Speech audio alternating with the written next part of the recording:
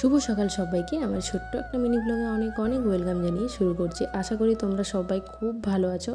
আর চলো আজকের ভিডিওটা এখান থেকেই শুরু করি। তার আগে একটা কথা বলে দিই, তোমরা যারা ফেসবুকে আমার ভিডিওটা দেখছো তারা ফেসবুক পেজটিকে ফলো করে নিও, আর যারা ইউটিউব থেকে দেখছো তারা প্লিজ চ্যানেলটিকে সাবস্ক্রাইব করে দিও।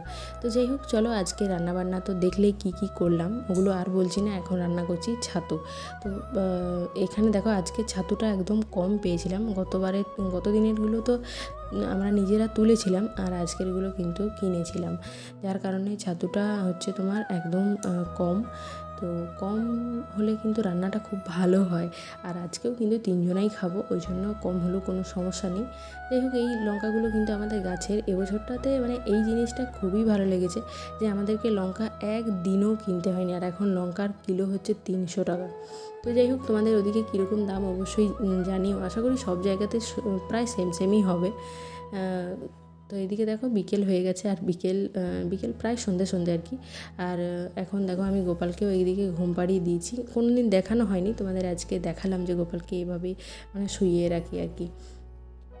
তো তারপর দেখো লাইটটা অফ করে দিলাম, একটা নাইট বাল্ব জ্বালিয়ে দিয়েছি। আর রাতে হয়েছিল আলু বড়া, আবার লুচি।